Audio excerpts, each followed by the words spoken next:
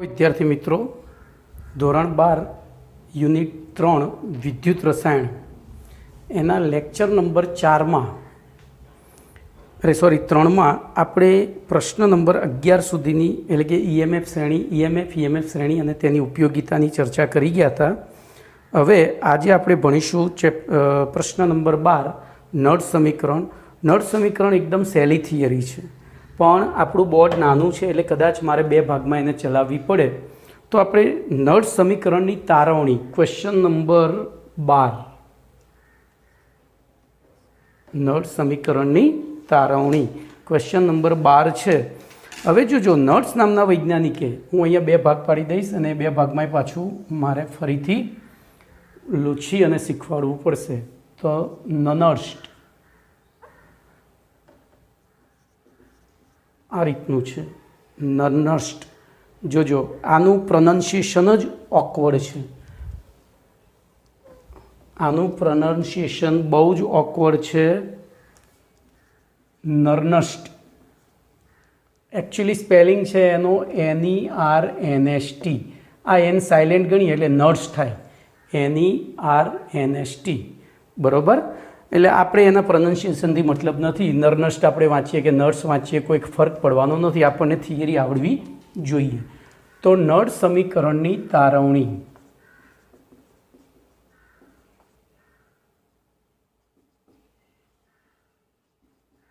બરાબર? તો ધ્યાન રાખજો, નર્સ નામના વૈજ્ઞાનિકે ઉષ્માગતિશાસ્ત્રના સિદ્ધાંતોનો ઉપયોગ કરીને ઉષ્માના સિદ્ધાંતોનો ઉપયોગ કરીને, તો પહેલો જ MCQ તમને અહીંયા મળી ગયો કે નળ સમીકરણની તારવણી કયા સિદ્ધાંતોના આધારે કરવામાં આવી છે. તો ઉષ્માગતિશાસ્ત્રના સિદ્ધાંતોના આધારે એમણે M+N electron minus gives M solid. જોજો, આ M એક્વિયસ હતું. આવી એક પ્રક્રિયા, આ રિડક્શન પ્રક્રિયા છે. આ રિડક્શન પ્રક્રિયા માટે રિડક્શન પોટેન્શિયલ, નો રિડક્શન પોટેન્શિયલ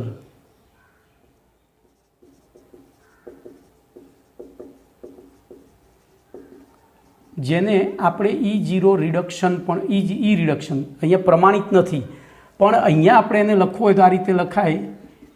જોજો, આમાં બને છે શું? તો M+N થી M બને છે, એટલે આ ઈ રિડક્શન કહે. ધન વીજભાર હતો એમાંથી 0 થાય છે, એટલે કે ઓક્સિડેશન આંક ઘટે છે. ઓક્સિડેશન આંક ઘટે તો રિડક્શન પ્રક્રિયા. આ પ્રક્રિયાના રિડક્શન પોટેન્શિયલનું જે મૂલ્ય છે એ મૂલ્ય કોના સંદર્ભમાં? તો સૌથી પહેલું પ્રક્રિયામાં ભાગ લેતા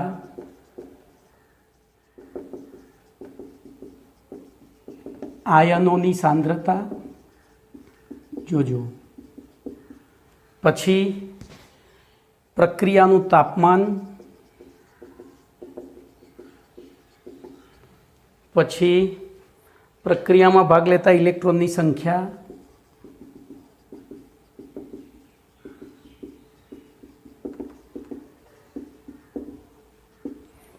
પછી અને પ્રક્રિયાના પ્રમાણિત રિડક્શન પોટેન્શિયલ.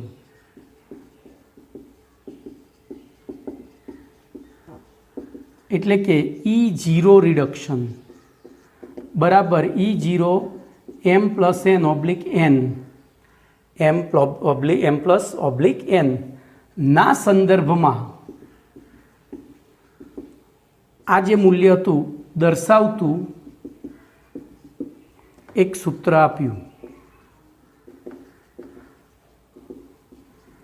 બરોબર? એક સૂત્ર આપ્યું હતું.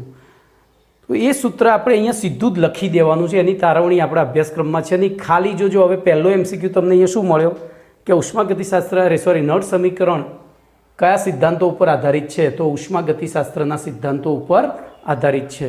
પછી નળ સમીકરણ અથવા તો બીજો પ્રશ્ન થાય, પ્રક્રિયાનો રિડક્શન પોટેન્શિયલ કોની ઉપર આધારિત હોય છે? તો કોની ઉપર આધારિત હોય? પ્રક્રિયામાં ભાગ લેતા આયનોની સાંદ્રતા, પ્રક્રિયાનું તાપમાન, પ્રક્રિયામાં ભાગ લેતા ઇલેક્ટ્રોનની સંખ્યા અને પ્રક્રિયાના પ્રમાણિત રિડક્શન પોટેન્શિયલના મૂલ્ય ઉપર આધારિત હોય છે. હવે આપણે એ સૂત્ર સીધું જ લખી દેવાનું છે, E M plus oblique M, E M plus, અહીંયા સોરી મારી ભૂલ થઈ, એમ પ્લસ એન ઓબ્લિક બરાબર E0 M plus N oblique M minus RT by NF into LN. જોજો LN પછી હું તમને શીખવાડવા માટે અહીંયા લખીશ KC. KC એટલે તો 11મું ધોરણ 7મું ચેપ્ટર શું હતું? KC એટલે સંતુલન અચળાંક. તો હવે આપણે આ પ્રક્રિયાનો સંતુલન અચળાંક લખીએ તો બોલો ફરીથી આના સમીકરણ શું થાય?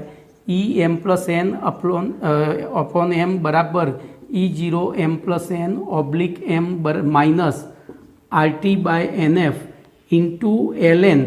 હવે કેસીની જગ્યાએ નિપજોની સાંદ્રતા ભાગ્યા પ્રક્રિયકોની સાંદ્રતા થાય તો એમ સોલિડની સાંદ્રતા અપોન એમ પ્લસ એનની સાંદ્રતા.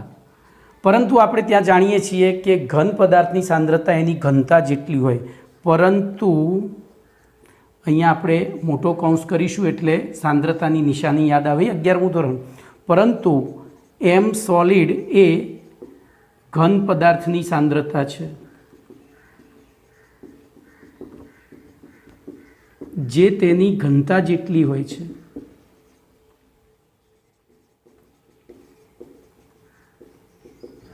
જે હંમેશા અચળ હોય છે.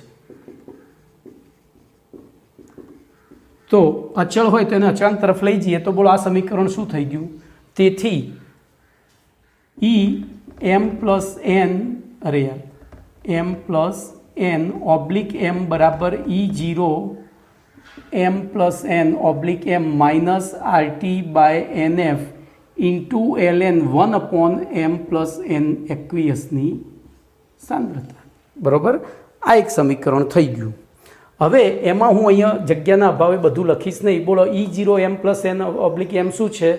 તો જે તે પ્રક્રિયાનો પ્રમાણિત રિડક્શન પોટેન્શિયલ છે. જોજો પછી R તો વાયુ અચળાંક છે, T તો પ્રણાલીનું નિરપેક્ષ તાપમાન છે, કેલ્વિનમાં લખવું પડે, N કોષ પ્રક્રિયા એટલે કે આ પ્રક્રિયામાં ભાગ લેતા ઇલેક્ટ્રોનની સંખ્યા છે, F ફેરાડે અચળાંક છે જેનું મૂલ્ય 96,500 કુલમ છે, વાસ્તવિક મૂલ્ય એનું 96,487 કુલમ છે, પણ ગણતરીની સરળતા ખાતર જોજો 96,487 ઇક્વિવેલન્ટ ટુ 96,500 આપણે લઈને ગણતરી કરીએ છીએ. બરાબર, તો સૂત્ર લખ્યા પછી એના પદો સમજાવી દેજો. તો આ થયું રિડક્શન પોટેન્શિયલ દર્શાવતું નળ સમીકરણ. હવે આપણે આ જ વસ્તુ જોજો, હવે થિયરીનો બીજો ભાગ ચાલુ થયો. આ કયું નળ સમીકરણ છે? ફરી એકવાર કહી દઉં, આ છે અર્ધકોષના રિડક્શન પોટેન્શિયલને સમજાવતું નળ સમીકરણ. અર્ધકોષના રિડક્શન પોટેન્શિયલને સમજાવતું સમીકરણ. પણ આપણે તો વિદ્યુત રાસાયણિક, કારણ કે અર્ધકોષમાં તો પ્રક્રિયા થતી નથી, એટલે આપણે આ વસ્તુ કોને એપ્લાય કરવી પડશે? વિદ્યુત રાસાયણિક કોષને. અને વિદ્યુત રાસાયણિક કોષને એપ્લાય કરવી હોય તો આપણે ડેનિયલ કોષનું ઉદાહરણ લઈએ. જોજો ધ્યાન રાખજો, ડેનિયલ કોષ હતો Zn oblique Zn+2 aqueous double slash Cu+2 aqueous oblique Cu solid. બરોબર, અહીંયા પણ Zn સોલિડ. તો આમાં બે અર્ધકોષ છે. બોલો આ બંને અર્ધકોષ માટે આપણે એનોડ માટે આપણે લખવાનું રિડક્શન પોટેન્શિયલનું જ સૂત્ર. તો બોલો આના માટે લખીએ તો શું થશે? તો E બોલો જોજો રિડક્શન પોટેન્શિયલ એટલે પહેલું આયન અને પછી ધાતુ આવે તો Zn+2 oblique Zn minus E0 Zn+2 oblique Zn આ રીતે minus RT by NF into LN. બોલો હવે અહીંયા શું આવશે? તો આ તો ઘન હતો, ઘન તો શું થાય? અહીંયા આ પ્રમાણે અચળમાં જતો રહે તો 1 અપોન Zn+2ની સાંદ્રતા લખાય. આને હું સમીકરણ નંબર 1 કહીશ. ચલો એ જ રીતે કોપર માટે લખીએ તો E0 Cu+2 oblique Cu minus E0 equal to અહીંયા 0 નહીં, મારી ભૂલ થાય છે, Cu+2 oblique Cu minus RT by NF into LN 1 upon બોલો શું થશે? તો M પ્લસ એન હતો તો અહીંયા M પ્લસ એન તરીકે શું આવશે? તો Cu+2ની સાંદ્રતા. સમીકરણ 2. ચલો હવે ત્રીજો ભાગ શરૂ થયો. ત્રીજો ભાગ આપણે ઓલરેડી ભણી ગયા છીએ.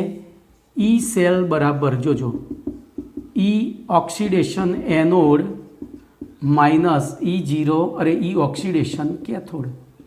જો પ્રમાણિત લેવું હોય તો આ બધું 0 0 થાય. આપણે બિન પ્રમાણિત માટે કરી રહ્યા છીએ. અથવા બીજું સૂત્ર હતું E reduction cathode minus E reduction anode. તો આપણી પાસે આ બે મૂલ્યો શેના છે? તો આ એનોડનું મૂલ્ય છે રિડક્શન પોટેન્શિયલનું, આ કેથોડનું છે. તો બોલો એ કિંમતો હવે હું આ બાદનું પોર્શન ભૂસી નાખીશ, કારણ કે લાંબી લચક થિયરી છે અને બોર્ડ નાનું છે. જોઈએ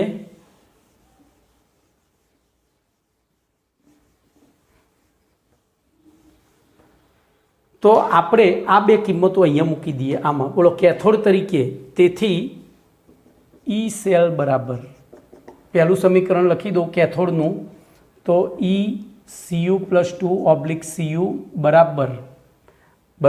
હવે જોજો આપણે એ બરાબર આ જે મૂલ્ય છે ને એ RUA છે, આ જે મૂલ્ય છે એ RUA છે. એટલે આપણે સીધું પાછળનું જ સૂત્ર લખીશું. તો પાછળનું સીધું સૂત્ર લખીએ તો શું થાય? E0Cu+2/Cu minus RT/NF into ln 1/Cu+2 complete. આખાને કૌંસ કર્યો કારણ કે E રિડક્શન છે. હવે E રિડક્શન એનોડ લઈએ તો માઇનસ બોલો E0Zn+2/Zn minus RT/NF into ln 1/Zn+2. ચલો કૌંસ છૂટો કરીએ. કૌંસ છૂટો કરીશું તો શું થશે? તો પહેલું E0Cu+2/Cu માઇનસ E0Zn+2/Zn લખીશું. આ બે લઈ લીધા. હવે આ માઇનસ એમના એમ રહેશે, આ માઇનસ માઇનસ પ્લસ થશે, એટલે હું પહેલું આને લખીશ. તો RT/NF ln 1/Zn+2 ની સાંદ્રતા માઇનસ RT/NF ln 1/Cu+2 ની સાંદ્રતા. ચલો હજુ આગળ જઈએ તો આ આની જગ્યાએ શું લખી શકાય આ સૂત્ર પ્રમાણે? તો બોલો આ શું થયો? તો એનોડ ધ્રુવનો પ્રમાણિત ઓક્સિડેશન પોટેન્શિયલ રિડક્શન પોટેન્શિયલ, આ કેથોડ ધ્રુવનો પ્રમાણિત રિડક્શન પોટેન્શિયલ. તો આપણે અહીંયા એની જગ્યાએ બોલો E0 સેલ લખી શકીએ. આ E સેલ હતું, બિન પ્રમાણિત હતા ત્યારે E સેલ લખ્યું હતું, તો આ બે પ્રમાણિત થયા તો E0 સેલ. હવે આમાંથી હું માઇનસ કોમન કાઢીશ, કોમન માઇનસ કાઢીશ બરાબર. એટલે આ પદ પાછું આગળ ને આ પાછું, એમાં RT/NF એમના એમ કોમન કાઢી લઉં બરાબર. બોલો કૌંસની અંદર શું થશે? તો ln, આ આગળ આપણે એક કામ કરીએ, વાંધો નહીં તો એના જ થશે. આને આગળ લીધું એટલે શું થશે? ln 1/Cu+2 minus ln 1/Zn+2 complete. ચલો હજુ તો આગળ વધીએ તો આમાંથી ln એટલે લોગેરિધમ છે, લોગેરિધમમાં માઇનસ એટલે બેને જોઈન્ટ કરવો હોય તો ભાગાકાર કરી શકાય. તો બોલો શું થશે? E0 સેલ બરાબર minus E0 cell, E cell બરાબર E0 cell minus RT/NF into ln. હવે આ બે ભેગા કરી દઈએ તો 1/Cu+2 ભાગ્યા 1/Zn+2, એટલે છેદના છેદમાં છે Zn ક્યાં જતો રહ્યો? Zn+2/Cu+2 complete. તો આ થયું આપણા માટે શેનું સૂત્ર? તો વિદ્યુત રાસાયણિક કોષના પોટેન્શિયલને દર્શાવતું. હવે જોજો આ આપણે ડેનિયલ કોષ માટે લખ્યું છે, ડેનિયલ કોષ માટે લખ્યું છે. એના સિવાય કોઈ પણ કોષ માટે લખવું હોય તો ધ્યાન રાખજો, આમાં MCQ છે, આમાં ઘણા બધા MCQ છે. તો એ MCQ આપણે પહેલાં ચર્ચા કરી લઈએ, અથવા એક કામ કરીએ પહેલાં થિયરી પૂરી કરી દઈએ અને પછી MCQ લઈ લઈએ. ધ્યાન રાખજો, હું હવે શોર્ટમાં તમને પહેલું તો સમીકરણ લખતા શીખવાડી દઉં કોઈ પણ કોષ માટે. તો આ થયું આપણું નળ સમીકરણ કોઈ પણ કોષ માટે. ધ્યાન એ રાખજો. હજુ આપણે ઉદાહરણ લઈએ એક બીજા કોષનું. ધારો કે Ni solid slash Ni+2 aqueous double slash અહીંયા આપ્યું છે Ag plus aqueous oblique Ag solid. બોલો આના માટે આપણે સીધું સમીકરણ લખવું છે. તો ધ્યાન રાખજો, અહીંયા એ સમીકરણ અહીંયા લખું છું. ઈ સેલ બરાબર E0 cell minus RT/NF into LN. બોલો Zn+2 શું હતું? એનોડિક દ્રાવણની સાંદ્રતા હતી. શું હતી? તો એનોડની સાંદ્રતા અપોન કેથોડની સાંદ્રતા, અથવા કરીને LN CA/CC. 11મા ધોરણમાં આપણે ભણ્યા હતા. આ મોટો કૌંસ એ સાંદ્રતાનો નિશાની છે. એ ના કરવી હોય તો કોન્સન્ટ્રેશન ઓફ A અને concentration of C. Concentration of A એટલે એનોડની સાંદ્રતા અને કોન્સન્ટ્રેશન ઓફ C એટલે કેથોડના જલીય દ્રાવણની સાંદ્રતા. તો બોલો આના માટે આપણે સીધું જ ઈ સેલ લખવું હોય તો શું લખાય? તો પહેલું E0 cell minus RT/NF into LN. બોલો LNમાં શું લખશો? LNમાં શું લખશો? તો CA/CC. બોલો એનોડ તરીકે કોની સાંદ્રતા છે?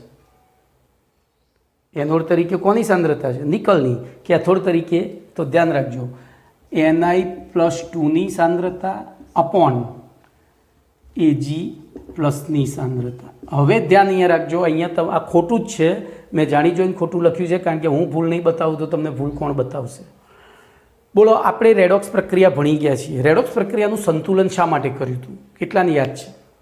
તો રેડોક્સ પ્રક્રિયાનું સંતુલન કરવાનું કારણ એક જ હતું કે રેડોક્સ પ્રક્રિયા એ બે અર્ધ પ્રક્રિયાઓનો સરવાળો છે, ઓક્સિડેશન અર્ધ પ્રક્રિયા અને રિડક્શન અર્ધ પ્રક્રિયા. ઓક્સિડેશન અર્ધ પ્રક્રિયામાં જેટલા ઇલેક્ટ્રોન ઉત્પન્ન થાય એટલા ઇલેક્ટ્રોન રિડક્શન અર્ધ પ્રક્રિયામાં વપરાઈ જવા જોઈએ, અથવા રિડક્શન અર્ધ પ્રક્રિયામાં જેટલા ઇલેક્ટ્રોન વપરાતા હોય એટલા ઓક્સિડેશન અર્ધ પ્રક્રિયામાં ઉત્પન્ન થવા જોઈએ. ટૂંકમાં ઓક્સિડેશન અને રિડક્શન પ્રક્રિયામાં ઉત્પન્ન થતા કે વપરાતા ઇલેક્ટ્રોનની સંખ્યા સરખી હોવી જોઈએ. બોલો અહીંયા સરખી છે? તમે વિચારો તો Ni Ni+2 બન્યો એટલે કે આને કેટલા ઇલેક્ટ્રોન ગુમાવ્યા? તો 2. આને ગુમાવ્યા માઇનસ. બોલો Ag+માંથી Ag બન્યો એટલે કે +1 ઇલેક્ટ્રોન મેળવ્યો છે. તો આ ઇલેક્ટ્રોન સરખા નથી, તો આને 2 વડે ગુણવું પડે. 2 વડે ગુણો તો આપણે ભણી ગયા છીએ સંતુલનમાં. સંતુલનમાં કોઈપણ પ્રક્રિયા કે નિપજની આગળ સહગુણક હોય તે શું બની જાય? ઘાત. તો અહીંયા Agની 2 ઘાત કરવી પડશે. ખાસ ધ્યાન રાખજો, આ વસ્તુમાં જ મોટાભાગના વિદ્યાર્થીઓ ભૂલ કરે છે. આ વસ્તુમાં જ મોટાભાગના વિદ્યાર્થીઓ ભૂલ કરે છે. તો આપણે ભૂલ થવી જોઈએ નહીં. ચલો ઓકે. હવે જો આના ઉપરથી હું એક સિમ્પલ નળ સમીકરણ લખીશ. તો એ સિમ્પલ નળ સમીકરણ આ રીતનું છે: ઈ સેલ બરાબર E0 cell minus RT/NF into LN KC. આપણે શરૂઆત અહીંયા કરી હતી. આ શું થયો? તો આખી રેડોક્સ પ્રક્રિયાનો સંતુલન અચળાંક જ થયો. હવે ધારો કે A+B gives C+D પ્રક્રિયા થાય છે વિદ્યુત રાસાયણિક કોષમાં. તો બોલો ઈ સેલ બરાબર શું લખાશે? E0 cell minus RT/NF into LN Cની સાંદ્રતા ઇન્ટુ Dની સાંદ્રતા અપોન Aની સાંદ્રતા ઇન્ટુ Bની સાંદ્રતા. અહીંયા ધારો કે સહગુણકો A, B, C અને D હોય તો Cની C ઘાત, Dની D ઘાત, Aની A ઘાત ને Bની B ઘાત આપણે 11મા ધોરણના 7મા પાઠમાં ભણી ગયા છીએ. બોલો કમ્પ્લીટ. હવે આપણે છે ને જો KC વાપરી શકીએ નહીં અહીંયા. આ તો સમજાવવા માટે, કારણ કે KC વાપરીએ ત્યારે આ પ્રક્રિયામાં સંતુલન સ્થપાયું હોય, અને સંતુલન સ્થપાય ત્યારે આપણે ભણી ગયા છીએ કે પ્રક્રિયા આપણને કેવી લાગે? સ્થગિત. અને સ્થગિત લાગે તો આપણને વિદ્યુત પ્રવાહ મળે નહીં. તો KCની જગ્યાએ જો આ સૂત્રમાં ખાસ તમારે આ સૂત્ર જ યાદ રાખવાનું છે. KCની જગ્યાએ શું લખીશું? QC. હવે કોઈને યાદ છે QC અને KCમાં શું તફાવત હતો? ધોરણ 11 7મો પાઠ. તો KC હતું એ સંતુલન સ્થપાય ત્યારે નિપજો અને પ્રક્રિયકોની સાંદ્રતાનો ગુણોત્તર હતો. KC એટલે સંતુલન અચળાંક, અને સંતુલન અચળાંક એટલે પ્રક્રિયામાં સંતુલન સ્થપાય ત્યારે નિપજો અને પ્રક્રિયકોની સાંદ્રતાનો ગુણોત્તર હતો. જ્યારે QC એટલે પ્રક્રિયા ભાગફળ હતું. પ્રક્રિયા ભાગફળ એટલે પ્રક્રિયા શરૂ થયા પછી અને સંતુલન સ્થપાયા પહેલાં કે પછી. જો ત્યાં આપણે QC અને KC વચ્ચેનો સંબંધ હતો. QC બરાબર KC હોય તો સંતુલન સ્થપાઈ ગયું કહેવાય. QC ગ્રેટર ધેન KC હોય તો એનો મતલબ કે સંતુલન પછી આપણે માપન કર્યું છે, એટલે કે પ્રક્રિયા કઈ દિશામાં થતી હશે? પ્રતિગામી. સંતુલન પછી તો કોની સાંદ્રતા વધી જાય? તો નિપજોની. નિપજોની સાંદ્રતા વધે તો લસટેલેના નિયમ પ્રમાણે પ્રતિગામી દિશામાં પ્રક્રિયા થાય અને QC લેસ ધેન KC હોય. એનો મતલબ કે આપણે માપન ક્યારે કર્યું છે? સંતુલન સ્થપાયા પહેલાં જો માપન કર્યું એનો મતલબ કે પ્રક્રિયકોની સાંદ્રતા વધારે છે. પ્રક્રિયકોની સાંદ્રતા વધારે હોય ત્યારે પૂર્વગામી દિશામાં પ્રક્રિયા થતી હોય. તો બોલો આ MCQ તમને અહીંયા પાછા ફરી મળી ગયા. આવો પ્રશ્ન 11મા ધોરણના 7મા પાઠ તરીકે પૂછી શકે કે આ પ્રક્રિયામાં એનો પ્રમાણિત ઓક્સિડેશન પોટેન્શિયલ આટલો છે અને આપણે માપ્યો તે આટલો છે, તો એ પ્રક્રિયા કઈ દિશામાં થતી હશે? એ પ્રક્રિયા કઈ દિશામાં થતી હશે? બરાબર. તો એ પ્રમાણે આપણે ગણિત તો હું શીખવાડું છું 1 by 1 નું. તો આપણે આ સૂત્ર યાદ રાખીશું. ઓકે, ફાઇનલ સૂત્ર. હવે જોજો, આ સૂત્રની અંદર ln એ કુદરતી લઘુગણક છે અને કુદરતી લઘુગણકનો આપણે ગણતરીઓમાં ઉપયોગ કરી શકતા નથી. એટલે એને પાછું શેમાં ફેરવવું પડે? સામાન્ય લઘુગણકમાં. તો E સેલ બરાબર E0 સેલ માઇનસ, હવે જોજો ln ને લોગમાં ફેરવો એટલે અહીંયા 2.303 RT એને 2.303 વડે ગુણવું પડે NF ઇન્ટુ log QC. તો આપણું દાખલા ગણવા માટેનું આ એક સૂત્ર થયું. દાખલા ગણવા માટેનું એક આ સૂત્ર થયું. બોલો કમ્પ્લીટ. તો આખી તમારી ચેપ્ટર નંબર પ્રશ્ન નંબર 12 આ 3-4 સેક્શન મારે કરવા પડ્યા ત્યારે પૂરું થયું છે. એક વખત ધ્યાનથી રિપીટ કરીને જોઈ લેજો અને પેમ્ફલેટમાં જોજો. અઘરું નથી, ખાલી સ્ટેપ યાદ રાખવાના છે. ખાલી સ્ટેપ યાદ રાખવાના છે. ચલો એનાથી આગળ જઈએ. હવે મેં તમને કહ્યું એ MCQની વાત કરીશું. બરાબર. હું અહીંયા MCQ થોડા ચલાવી દઉં GNETના, એટલે તમને કન્સેપ્ટ ક્લિયર થઈ જાય તમારો. પછી આપણે આગળ વધીએ છીએ. એ પહેલાં બોલો, નળ સમીકરણની વ્યાખ્યા પૂછાય તો શું લખશો? હવે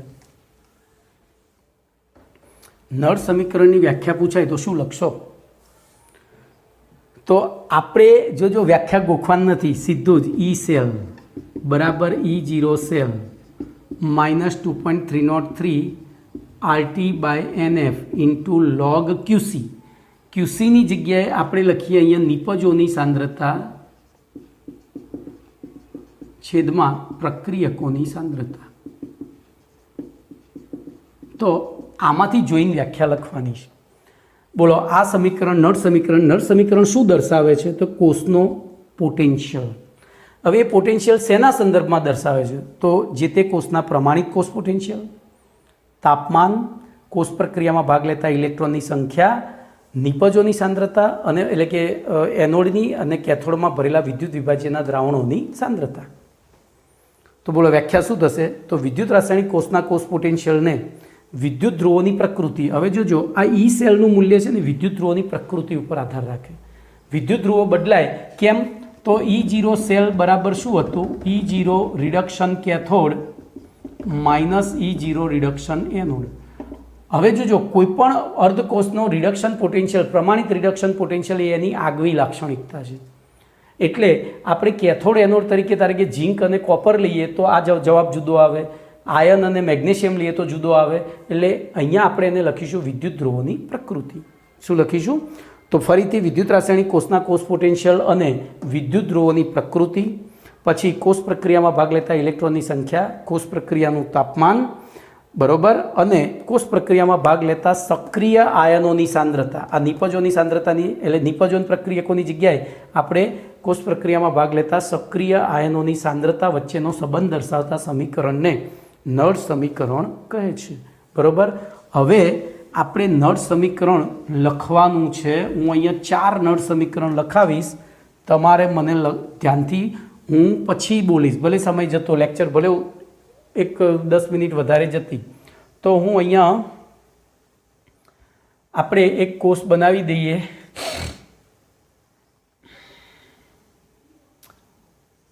Zn/Zn+2 aqueous /Fe+2/Fe આ સોલિડ, આ સોલિડ. બોલો, આના માટે નળ સમીકરણ લખો. આના માટે નળ સમીકરણ લખો. તો જો નળ સમીકરણ ક્યારે એમનેમ ના લખાય, નહીંતર 1001% ભૂલ થશે જ. 1001% ભૂલ થશે, હું તમને કહી દઉં. તો નળ સમીકરણ લખવાનું આવે ત્યારે પહેલી એનોડ ઉપર થતી પ્રક્રિયા. બોલો એનોડ ઉપર કઈ પ્રક્રિયા થાય છે? તો Zn gives Zn+2. કેથોડ ઉપર થતી પ્રક્રિયા તો Fe+2 gives Fe, અને બંનેનો સરવાળો એટલે કે સેલ રિએક્શન. બોલો Zn plus Fe+2 gives Zn+2 plus Fe, અને એના ઉપરથી QC. બોલો QC લખીએ તો અહીંયા શું થાય? Zn+2ની સાંદ્રતા ઇન્ટુ Feની સાંદ્રતા અપોન Znની સાંદ્રતા ઇન્ટુ Fe+2ની સાંદ્રતા. પણ Fe અને Zn ઘન પદાર્થો છે, અને ઘન પદાર્થોની સાંદ્રતા એમની ઘનતા જેટલી હોય, જે અચળ હોય, તો અહીંયા QC તરીકે શું લખાય? Zn+2 upon Fe+2. તો આપણે હવે અહીંયા રેડોક્સ એટલે એનું નળ સમીકરણ લખી શકીએ. E સેલ બરાબર E0 cell minus 2.303 RT/NF into log. બોલો શું થશે? QCની જગ્યાએ આપણે સીધું લખી દઈશું. બોલો ક્લિયર, કમ્પ્લીટ ને? ચલો હવે અહીંયા ધ્યાન રાખજો, હું બીજો કોષ બનાવું છું. બોલો Zn solid Zn+2 double slash Cl minus aqueous Cl2 gas PT. બોલો આના માટે નળ સમીકરણ લખો. તો આના માટે પણ નળ સમીકરણ લખવું હોય એટલે જોજો, આપણે છોકરાઓ શું ભૂલ કરે છે એ પહેલાં ડિસ્કશન કરીએ. તો મેં હાલ તમને એક શોર્ટ ટ્રીક આપી હતી, પણ એ શોર્ટ ટ્રીક સાચી નથી. આપણે એવું લખીએ E સેલ બરાબર E0 cell minus 2.303 RT/NF log. બોલો આ Zn+2 એટલે કોની સાંદ્રતા? તો એનોડની. તો આપણે અહીંયા લખીએ CA. એનોડ એક વિદ્યુત વિભાજ્યના દ્રાવણની સાંદ્રતા, કોન્સન્ટ્રેશન ઓફ એનોડિક સોલ્યુશન અપોન બોલો કોન્સન્ટ્રેશન ઓફ કેથોડ. તો CA અપોન CC. આપણે એ પ્રમાણે જો આ સમીકરણ લખવા જઈએ તો આપણે લખીએ જોઈએ. ચલો આપણે એ પ્રમાણે લખી જ દઈએ. E સેલ બરાબર E0 cell minus 2.303 RT/NF into log. બોલો એનોડ તરીકે Zn+2 છે અને કેથોડ તરીકે Cl માઇનસ છે. બરાબર? તો તમે હવે જોજો, અહીંયા +2 છે ને અહીંયા માઇનસ, બેલેન્સ કરવા અહીંયા વર્ગ લખવો પડે. આ બેનો ગુણાકાર સરખો થવો જોઈએ, આટલું યાદ રાખવાનું. ચિહ્નો ભલે વિરુદ્ધ રહ્યા, મૂલ્યો કેવા થવા જોઈએ? સરખા.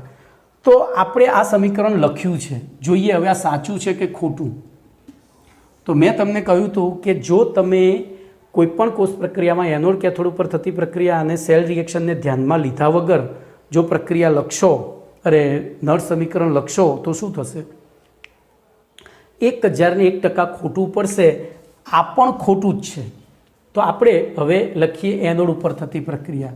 બોલો એનોડ ઉપર Zn gives Zn+2 electron minus. ચલો કેથોડ ઉપર લખાવો તો પ્રક્રિયા શું થશે? તો તમે પહેલી લખશો Cl માઇનસ +2 ઇલેક્ટ્રોન. હવે બેલેન્સ કરવા અહીંયા બગડો, gives Cl2.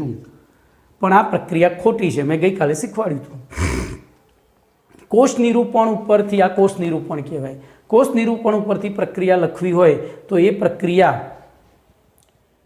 કયો આયન પ્રક્રિયામાં ભાગ લે છે એને ધ્યાનમાં લેવું પડે. ધન આયનો ભાગ લેતા હોય ને તો સીધી લખી દેવાય, પણ અહીંયા ઋણાયન ભાગ લે છે. જોજો અહીંયા આનો ઓક્સિડેશનાંક -1, અહીંયા 0 થયો, અહીંયા આનો 0, આ +2 થયો.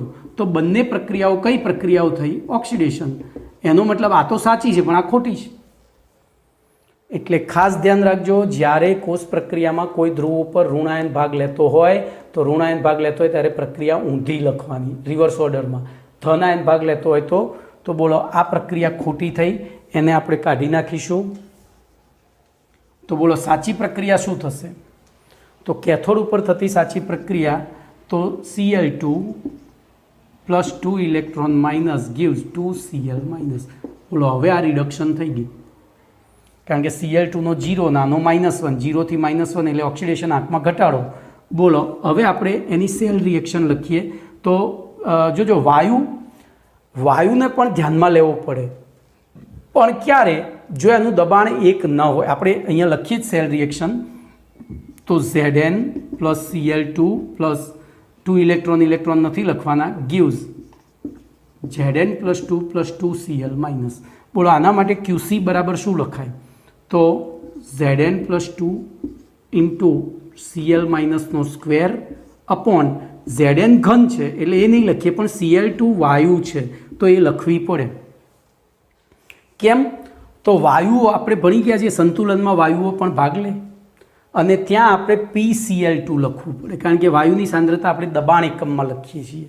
પણ જોજો, જો અહીંયા દબાણ એક વાતાવરણ લખ્યું હોય અથવા એક બાર લખ્યું હોય તો પછી અહીંયા એક લખવાની પણ જરૂર નથી. પણ જો એક સિવાયનું કંઈ 2 વાતાવરણ અથવા તો 1.5 વાતાવરણ અથવા 1.1 વાતાવરણ તો તમારે અહીંયા લખવું પડે. અને જી નીટમાં આવો દાખલો પૂછાય કે અહીંયા દબાણ 2 વાતાવરણ આપ્યું હોય, આપણા વિદ્યાર્થીઓને આદત પડી ગઈ હોય કે સાહેબે કીધું હતું કે ઋણાયન ભાગ લેતો હોય તો વાયુને વાયુને ક્યાંય ચોપડીમાં બતાવ્યો નથી, પણ જી નીટમાં આવું પૂછી શકે. તો આપણે અહીંયા ધ્યાનમાં નહીં લઈએ, કારણ કે એક વાતાવરણ છે, આનું મૂલ્ય એક વાતાવરણ, તો એક તો ગુણાકાર ભાગાકાર માટે તટસ્થ સંખ્યા છે એટલે બહુ ટેન્શન નથી. તો બોલો હવે આ કોષ માટે ઈ સેલ લખીએ તો ઈ સેલ બરાબર E0 સેલ -2.303 RT/NF * log. બોલો તો આ log થયો તો આપણે સીધું આ રીતે જ લખીશું, Zn + 2 ની સાંદ્રતા Cl માઇનસની સાંદ્રતાનો સ્ક્વેર અપોન PCl2. આપણે આદત પાડી જ દેવી છે, એટલે એક વાતાવરણ હશે તો આપણે એક વાતાવરણ લખીશું, કોઈ ફરક પડવાનો નથી, એક તો ઉડી જવાનું છે. પણ જો 2 વાતાવરણ હોય તો આપણો ખોટો પડે નહીં દાખલો. બોલો ક્લિયર? તો જો આપણે આ લખ્યું હતું, બાકી બધું સાચું છે, ખાલી આ પદ ખોટું પડે. કમ્પ્લીટ. ચલો હવે ત્રીજું ઉદાહરણ લઉં.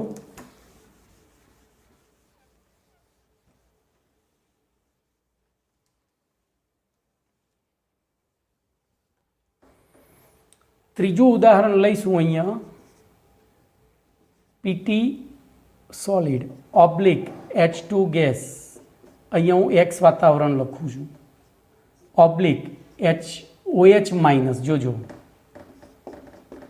Aqueous / Zn + 2 aqueous oblique Zn. ભાઈ મેં આ કેવી રીતે બનાવ્યું? ઘણા વિચારતા હશે સાહેબ કેવી રીતના બનાવી દઉં. ગઈકાલે મેં એક ટ્રીક આપી હતી ત્રીજા લેક્ચરમાં, લે પક્ષા મેલ હેડ બબાલ. જોજો, લે પક્ષા મેલ હેડ બબાલ. જીવણ કાગડો આવશે કે કોઈની ટીન લાવશે,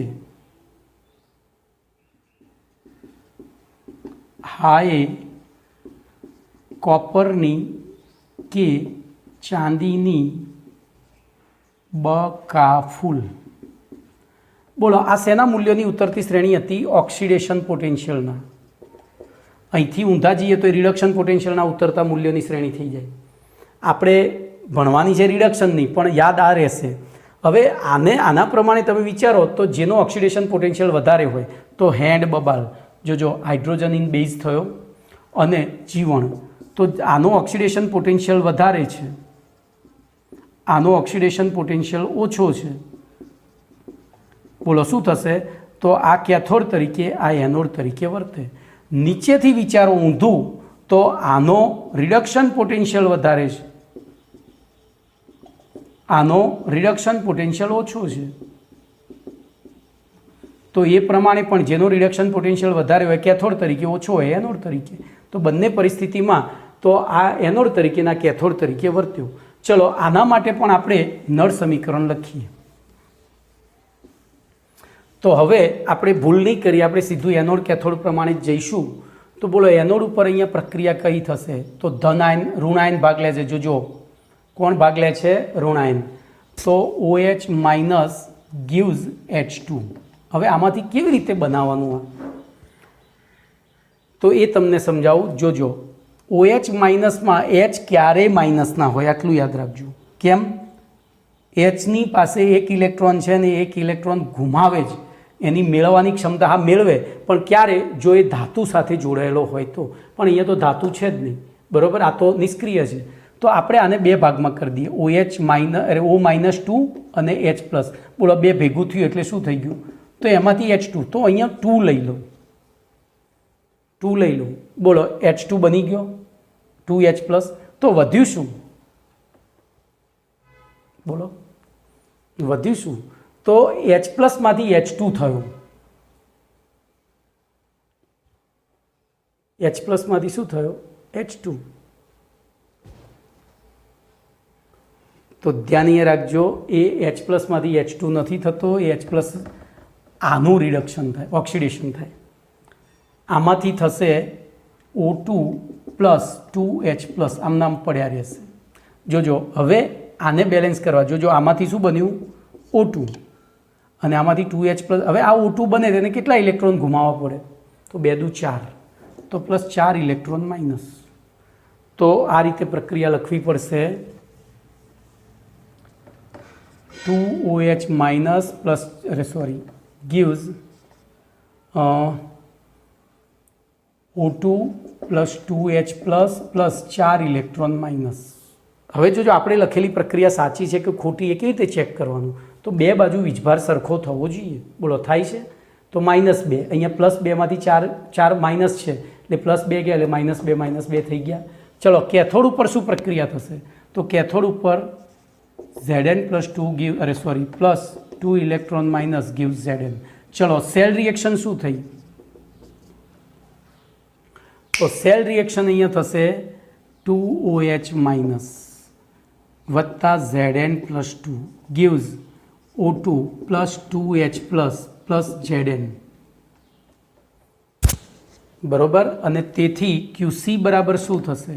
તો PO2 + ઇન્ટુ H+² છેદમાં OH- ની સાંદ્રતાનો સ્ક્વેર ઇન્ટુ Zn + 2 ની સાંદ્રતા. ભાઈ આ દાખલા જી નીટમાં પૂછાય, આવા બહુ જ ડેન્જર દાખલા. એમાં જો અહીંયા ક્યાંય તમને H+ ની સાંદ્રતા આપી નથી તો H+ ની સાંદ્રતા લખવાની છે. બોલો કેવી રીતે લખશો? તો આની જગ્યાએ OH- ની સાંદ્રતા લખી શકાય. કેમ? તો આપણને ખબર છે H+ અને OH- ની સાંદ્રતાનો ગુણાકાર 10^14 હોય, તો હું બોલો અહીંયા શું લખી શકું? તો 10^14, જો અહીંયા એમના એમ રાખું પહેલાં H+નો સ્ક્વેર, તો H+ ની સાંદ્રતા ઇન્ટુ OH- ની સાંદ્રતા બરાબર 10^14 થાય. પણ આપણે સ્ક્વેર જોઈએ છે, તો આ સ્ક્વેર 2 કરીએ તો 10^28 થાય. ખબર પડી? 2 વખત ગુણી દીધું. અને એમાં H+ ના સ્ક્વેરને સૂત્રનો કરતા કરીએ તો શું થાય? 10^28 છેદમાં OH- નો સ્ક્વેર. અને એ કિંમત અહીંયા મૂકવી પડે, એ કિંમત અહીંયા મૂકવી પડે. જો કેવા ડેન્જર દાખલા છે. તો એ કિંમત અહીંયા મૂકીએ એટલે મેં ભૂસી નાખી, પણ આપણે લખીએ PO2 ઇન્ટુ, બોલો અહીંયા 10^28 છેદમાં, જોજો આનો બીજો સ્ક્વેર હતો એટલે OH- ની કેટલી ઘાત થઈ જાય? 4 ઇન્ટુ Zn + 2 ની સાંદ્રતા. અને હવે તમે નળ સમીકરણ લખી શકો. E સેલ બરાબર E0 cell -2.303 RT/NF into log. બોલો શું થશે? તો આને આપણે QC તરીકે આ જ આખું લખવું પડે. તો PO2 × 10⁻28 અપોન OH- ની સાંદ્રતાની 4 ઇન્ટુ Zn + 2 ની સાંદ્રતાની. ભૂકા કાઢે એવા દાખલા છે. લોકો આટલું ડીપમાં જતા જ નથી. બોલો કમ્પ્લેટ. તો હવે જોજો આપણે જે શરૂઆતનું સૂત્ર લખ્યું હતું એમાં CA/CC હતું. અહીંયા તો 2 ક્યાં આવ્યા? આ એનોડની સાંદ્રતાના કેથોડની 2 છેદમાં આવ્યા, 2 છેદમાં આવ્યા. બોલો આમાં પેલામાં 2 ધનાયનો ભાગ લેતા હતા ને ત્યારે CA/CC હતું. એનોડ તરીકે ધનાયન ને કેથોડ તરીકે ઋણાયન હતું એટલે ઉપર થઈ ગયું CA × CC. બોલો ઋણાયન થઈ ગયું એનોડ તરીકે ને કેથોડ તરીકે ધનાયન, તો 1ના છેદમાં થઈ ગયું. અને હવે 2 ઋણાયન ભાગ લેતા એવું એક ઉદાહરણ લઈ લઈએ. તો બંને ઋણાયન ભાગ લેતા હોય એવું આપણે એક ઉદાહરણ લઈશું. તો બકા ફૂલવાળું લઈએ તો એ પ્રમાણે PT solid / Br2 gas / Br minus / આ એક્વિયસ / બકા ક્લોરીન, તો ફૂલ લઈ લઈએ, ક્લોરીન લઈએ Cl- aqueous oblique Cl2 gas oblique Pt. બોલો આમાં એનોડ કેથોડ ઉપર થતી પ્રક્રિયા જુઓ. તો આમાં એનોડ કેથોડ ઉપર કઈ પ્રક્રિયા થશે? તો એનોડ ઉપર જો ઋણ એટલે ઊંધી લખવી પડશે, ઋણાયન ભાગ લે છે એટલે, તો Br માઇનસ gives Br2. હવે અહીંયા બગડો કરો તો બેલેન્સ કરવા અહીંયા 2 ઇલેક્ટ્રોન માઇનસ, કે 2 Br એ 2 ઇલેક્ટ્રોન, Br માઇનસ એ એક ઇલેક્ટ્રોન ગુમાવે એટલે Br2 બન્યું. ચલો કેથોડ ઉપર આને ઊંધી લખવી પડશે, તો Cl2 plus 2 electron minus give 2 Cl minus. ચલો આના માટે સેલ રિએક્શન શું થઈ? તો 2 Br minus plus Cl2 gives Br2 plus 2 Cl minus. તો QC બરાબર શું થયું? તો Br2ની સાંદ્રતા ઇન્ટુ Cl માઇનસની સાંદ્રતાનો સ્ક્વેર અપોન Br માઇનસની સાંદ્રતાનો સ્ક્વેર ઇન્ટુ Cl2. અને તેથી E સેલ બરાબર E0 cell minus 2.303 RT/NF into log. હવે જોજો, જનરલી આપણે જ્યારે વાયુઓ પસાર કરતા હોઈએ ત્યારે એક વાતાવરણ જ લઈએ છીએ, પણ આ કિંમત ઉડાડી મારશો તો ચાલશે, પણ ક્યારે? જો અહીંયા એક વાતાવરણ લખ્યું હોય તો. એક વાતાવરણ ના લખ્યું એટલે આપણે આદતમાં આ જ વસ્તુ પાડીશું, ભલે પછી ઉડી જાય એક વાતાવરણ લખીને. તો અહીંયા PBr2 ઇન્ટુ Cl માઇનસનો square upon PCl2 into Br માઇનસનો સ્ક્વેર. બોલો કમ્પ્લીટ? ક્લિયર? તો નળ સમીકરણ જેટલું દાખલામાં પૂછાય એ આપણને ખાલી ધનાયનો માટે જ આપ્યું છે. મેં તમને 3 રીતે બીજું શીખવાડ્યું. હવે આપણે એક આની શોર્ટ ટ્રીક બનાવી લઈએ, બરાબર? ધ્યાન અહીંયા રાખજો. ક્યારે આપણને એકદમ જ્યારે MCQ સોલ્વ કરવાનું હોય કે આ પ્રક્રિયા માટે નીચેના પૈકી કયું નળ સમીકરણ સાચું છે, આવા પ્રશ્નો બહુ વાર પૂછાયા છે. તો એના માટે પછી બહુ ગણતરી કરવા ના બેસાય, અને ના આવડે તો ગણતરી કરવી પડે, પણ ઝડપથી જવાબ લાવવો હોય તો જો પહેલો ઓપ્શન, એનોડમાં પણ ધન આયન હોય સક્રિય આયન તરીકે, અને કેથોડમાં પણ ધન આયન હોય સક્રિય આયન તરીકે. તો બોલો QC બરાબર આપણે છેલ્લું મૂલ્ય જ યાદ રાખીશું, Ca/Cc. ચલો બીજું, એનોડમાં ધન આયન હોય અને કેથોડમાં બોલો ઋણ આયન હોય, તો કેટલાને યાદ રહ્યું? તો QC બરાબર Ca ઇન્ટુ Cc. ઋણ હોય એટલે ઉપર જતું રહે. ચલો એટલે કે જે છે એનું સ્થાન એના કરતાં ઊંધું થઈ જાય, ઉપર કે નીચે. ચલો ત્રીજું, એનોડમાં ઋણ આયન અને કેથોડમાં ધન આયન હોય તો એનોડમાં ઋણ આયન છે એટલે Ca નીચે આવતું રહેશે, તો QC બરાબર 1/Ca ઇન્ટુ Cc. અને ચોથું, બોલો બંનેમાં ઋણ આયન હોય ત્યારે, બંનેમાં સક્રિય આયન તરીકે ઋણ આયન હોય ત્યારે, બોલો QC બરાબર તો Ca ઇન્ટુ Cc/1 થશે. થાય? ના થાય. શું થાય? આનું ઊંધું, Cc/Ca. બોલો ક્લિયર? કમ્પ્લીટ? તો આ થયું આપણું નળ સમીકરણ. આ છેલ્લી વસ્તુ ખાસ યાદ રાખજો, આમાંથી જ MCQ પૂછાય છે, બરોબર? આમાંથી જ MCQ